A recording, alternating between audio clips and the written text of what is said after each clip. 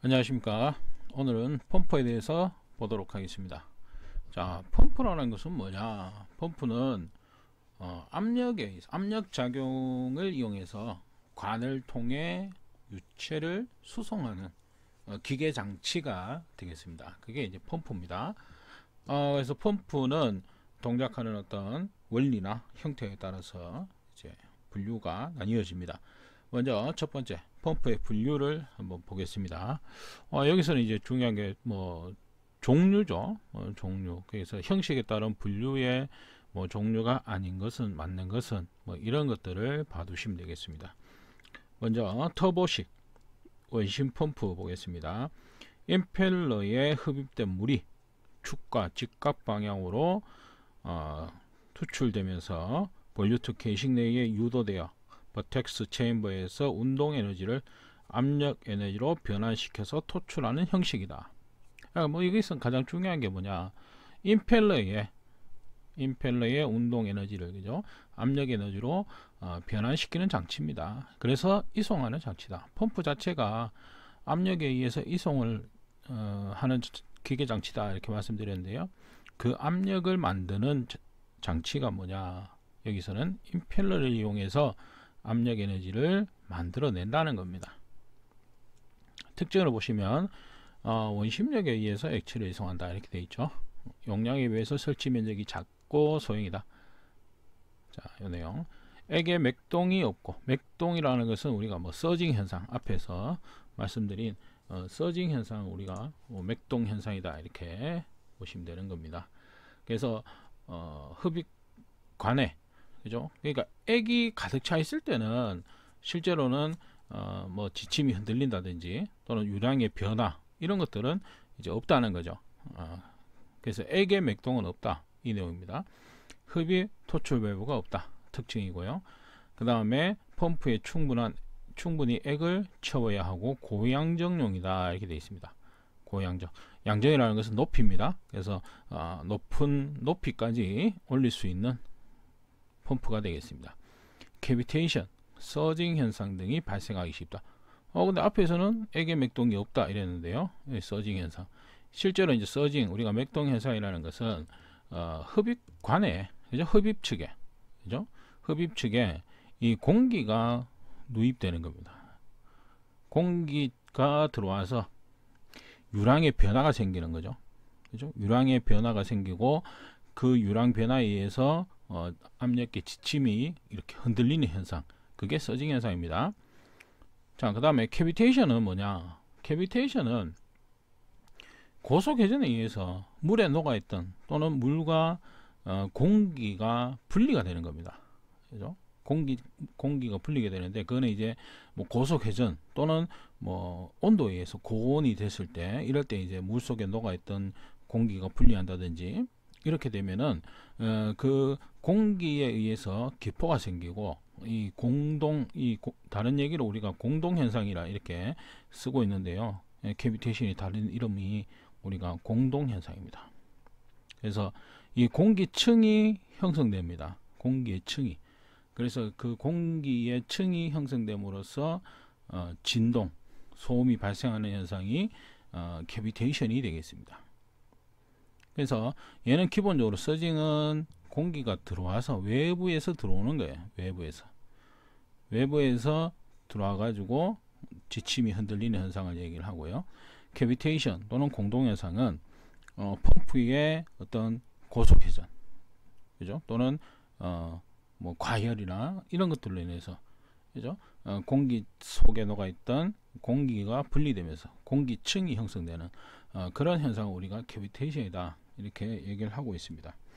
그래서 실제로 이제 캐비테이션 같은 경우는 뒤에 또 따로 뭐 내용이 나오긴 합니다만은 실제로 캐비테이션의 어떤 방지책, 그죠? 캐비테이션 방지책 이런 것들은 좀 기억을 해 두실 필요가 있다. 캐비테이션을 방지하기 위해서는 어떻게 하느냐.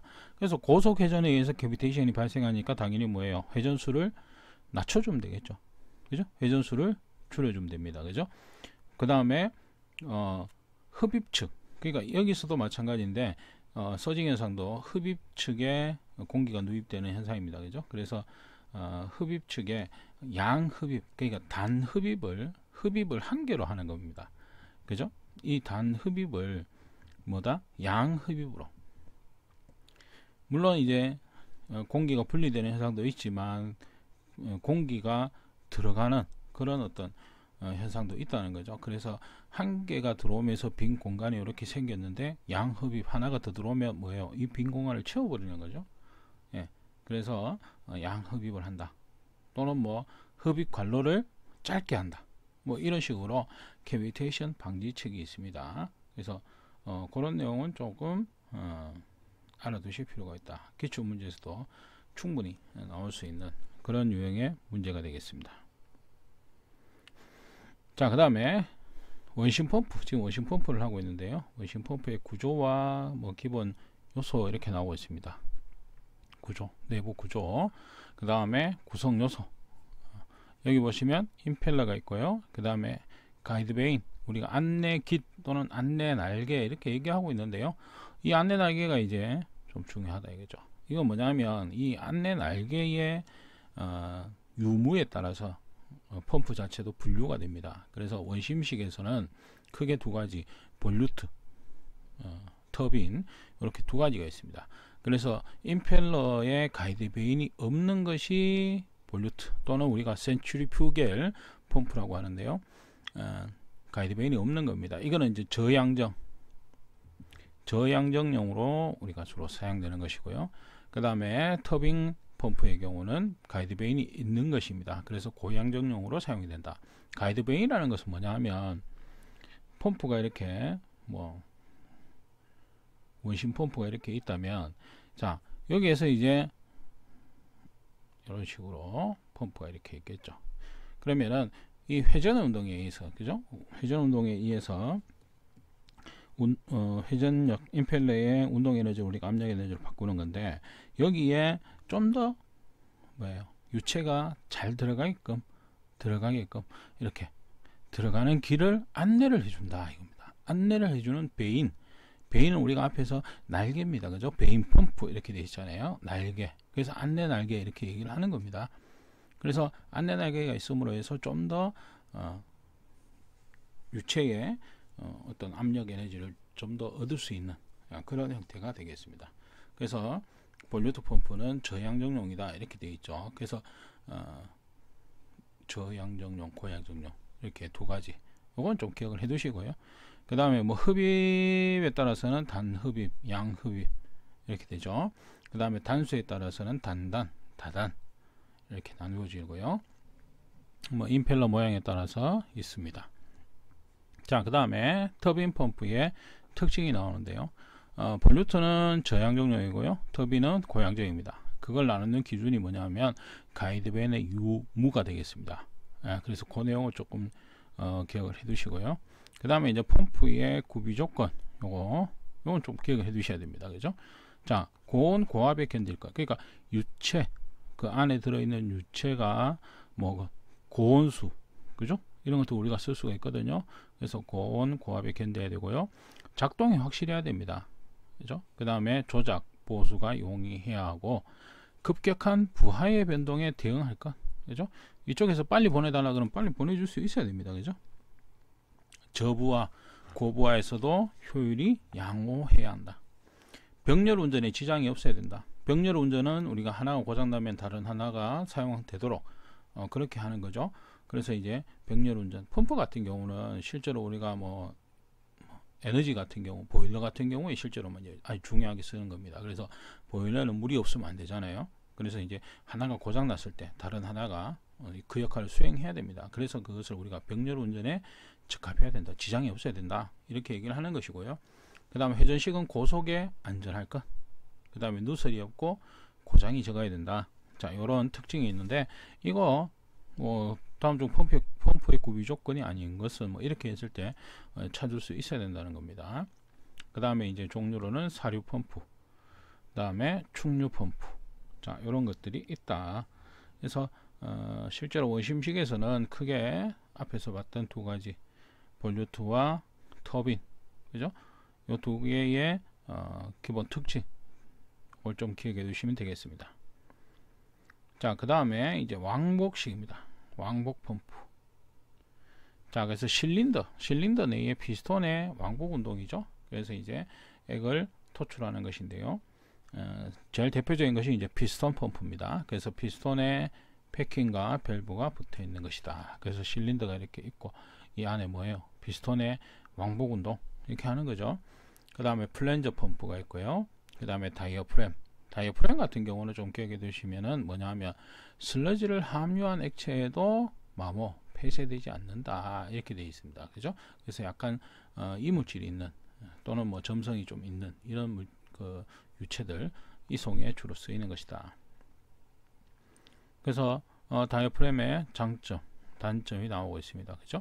그래서 내용 그냥 한번 읽어보시면 될 것 같습니다. 자, 그 다음에 이제 회전 펌프. 날개 회전에 의해서 원심력을 이용한 펌프 형태가 되겠습니다. 그래서 펌프의 특징 이렇게 보시면 고점도액의 이송에 적합하다. 이런 되겠죠. 이거 좀 기억해 두시고요. 그래서 배인 또는 기어 이렇게 되어 있는데 실제로 이제 기어 펌프가 주로 많이 쓰입니다. 그래서 이제 연료 펌프 쪽에서는 이제 기어 펌프를 많이 쓰는 그런 형태다. 그래서 이거는 뭐냐면 회전식에서 고점도액의 이송에 적합한 그런 형태다. 스크류 펌프, 나사 펌프가 되겠습니다. 기타 분사 펌프, 기포 펌프, 그 다음에 수격 펌프가 있다. 자, 그 다음에 펌프에서 일어날 수 있는 현상 이렇게 해서 캐비테이션이 뭐 여기 간단하게 나오고 있는데요. 공동 현상입니다. 그래서 그 수온이 증기압보다 낮은 부분이 생기는 물의 증발을 일으키고 기포를 발생하는 현상이다. 그래서 물 속에 녹아 있는 공기가 분리가 되는 겁니다. 고속 회전에 의해서든 또는 유온, 온도에 의해서든 공기층이 생김으로써 진동, 소음이 발생하는 현상, 그걸 우리가 캐비테이션, 공동 현상이다 이렇게 얘기하고 있습니다. 자, 그 다음에 요 문제에서 좀 봐두실 게 뭐냐 하면, 자, 펌프의 회전수를 1000rpm에서 1200rpm으로 변화시키면 동력은 몇 배가 되는가 이렇게 되는데요. 그래서 요것을 우리가 상사법칙, 펌프나 송풍기, 그죠? 그래서 회전을 하는 기계 장치에 적용되는 법칙이 상사법칙입니다. 그 뭐냐면 유량은 회전수에 비례를 한다. 그죠? 그래서 유량 Q로 보면, 그죠? 나중 유량은 처음 유량 곱하기 회전수, 처음 회전수 분의 나중 회전수, 증가한 회전수.